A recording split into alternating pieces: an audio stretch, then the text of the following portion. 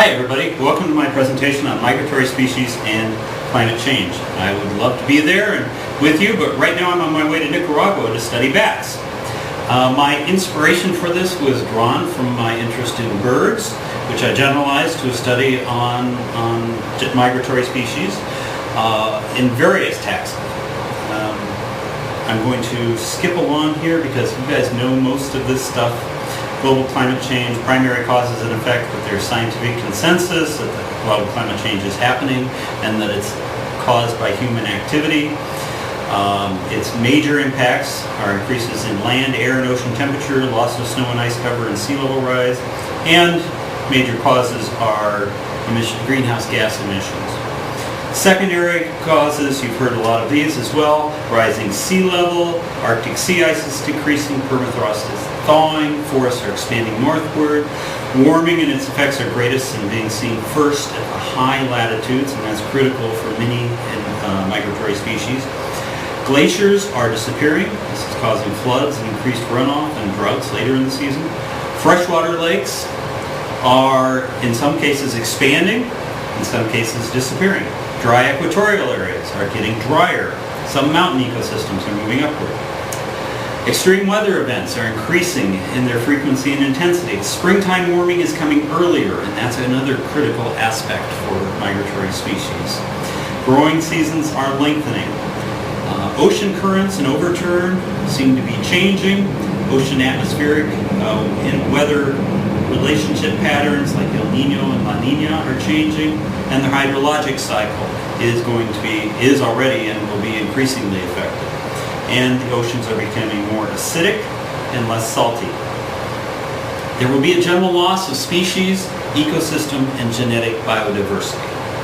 There will be changes in population sizes, distribution and range patterns, food change, reproductive and migratory phenology or timings, predator-prey ratios, competitor compositions, and occurrences of pest or disease outbreaks. Critically, home ranges are moving poleward, in other words into the high latitudes, and upward. Migratory timings are changing, migratory habitats are moving or disappearing, and species must adapt, move, or go extinct. Let's consider some of those species. Let's consider marine invertebrates. Plankton, Mr. Krill here. This is a lobster, but he's going to stand in for krill. Plankton form the basis of most marine food webs. Ocean temperature, current, and salinity changes affect plankton distributions and timings of their blooms. So the species that feed on plankton, if they do not change their ranges and timings as well, they will starve. Sea ice is habitat for marine algae, another form of plankton upon which krill feed. If the sea ice disappears, the algae disappears, and the krill disappear. And the food chain further up, or the food web, all the way up to blue whales, for example, will be disturbed. Disappearance of estuaries threatens marine invertebrates that breed and grow there, and increasing ocean acidity and warming threatens corals as well. Plankton, diatomaceous plankton in this case. Krill, a picture of a krill. Coral, and an example of bleached coral due to global warming. Fish are going to be affected. Look, some fish. Fish. Fish that would love to feed on Mr. Krill here. Although I think they can reef fish, but close enough. Fish feed on plankton and krill, and so they will feel the effects of the changes to plankton and krill. Warming ocean temperatures will affect fish populations, their ranges, their abundance, and their distributions. Some will increase, many will decrease, which is hard to predict because there is limited data and more studies are needed, and that is a theme you'll hear me repeat throughout this presentation. Examples: salmon. Mr. Salmon here I don't think will be migrating anymore. And yellowfin tuna. Others are cod, herring, anchovies, sturgeon, many of the food fishes that humans depend on. Birds will be affected. Ones obviously we can think of are Antarctic birds, like penguins, but also some of our summer migrants, which include goldfinches, And those are songbirds. Many of our songbirds are migrants, as well as many wetland birds and seabirds. These are some of the animals that may be most greatly affected by climate change, because many migratory birds summer and breed in the high latitudes where global climate change impacts are the greatest. Threats to these include warming climate in general, changes in prey abundance, timing, distribution, and quality, habitat changes such as disappearing shoreline, wetlands, sea ice, tundra, and permafrost, and invasive species. Seabirds like penguins and puffins that feed on fish and krill will be affected by changes in those species. Long-distance migrants like terns, redknots, godwits, they are at greatest risk due to their inability to change their migratory phenology or their migratory routes. Other migrants can adjust their migratory timings or the length of those migrations and or become resident in the areas that they live in the summer. Long-range migrants depend on the change in the day and nighttime cycles to determine their departure dates, and they cannot adjust when seasonal changes occur in their destinations because they cannot anticipate those. Due to sea level rise and increased or decreased rainfall, many stopover and nesting sites will move or disappear. Wetland birds will have problems. Altitudinal migrants will see their habitats move upward or even disappear. Seasonal bird counts generate a lot of the data, and so we know, because of their popularity, that much about birds that we don't know about other animals. But still, more is needed, especially on the impact of birds on their ecosystem. Here's a long-range migrant, one of the longest of the Arctic tern. Redknots, which are North American birds, we can see in Illinois even. And Adalian king penguins, which are Antarctic migrants from their nesting grounds to the sea where they feed. And a teal, which is a good example of a wetland bird. How about reptiles like sea turtles? I have a sea turtle here. Sea turtles depend on shoreline and freshwater beach habitat to lay their eggs. If these disappear, recruitment, which is the maturation, the successful maturation of young to become adults and part of the population, recruitment will decline. Warmer temperatures may also affect sex ratios of hatchlings. Warmer temperatures tend to produce more female reptiles. Shifting egg-laying times to adapt to changing seasons may expose hatchlings to more predation. Migratory ranges are expanding northward, potentially stressing the turtles and changing their reproductive and feeding phenology. Sea turtles that use coral reefs for shelter and find food will be affected by threats to those reefs. And again, more studies are needed. There's a green sea turtle. And here are some conservationists who are harvesting the eggs, hopefully for conservation and safe hatching. Consider marine mammals such as cetaceans, seals, and polar bears. Our favorite polar bears, who feed on seals, potentially walruses, and even some of the larger cetaceans such as blue whales, orcas, and even manatees do have migratory ranges. Ice obligate species like the polar bear, walrus, and some of the seals will lose their hunting, breeding, birthing, and resting platforms. Ice-associated species, other seals, and certain whales will lose the shelter of the ice floes and their plankton food sources. And seasonal migrant species may actually benefit from reduced ice barriers, but they may then put competitive pressure on some of the other animals. Rising sea levels will cover beaches used by many seals for hauling out and giving birth. Baleen and toothed whales will be affected by changes in plankton, krill, and fish populations.